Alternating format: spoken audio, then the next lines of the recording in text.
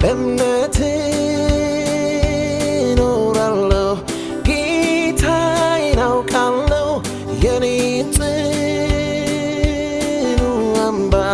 ተተክኜዋለሁ ወጀቡን ሳልፈራ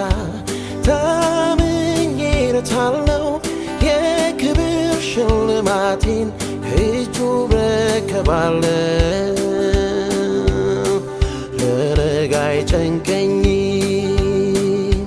ጭጋግ ቢሸፍነኝ ወይኑ ቢጠወልግ ሐሩሩ ቢያሰጋኝ ለእግሬ መብራት ነው ቃሉ በእጄ ያለው የተፈጥሮ አዛዥ ኢየሱስ ሕያው ነው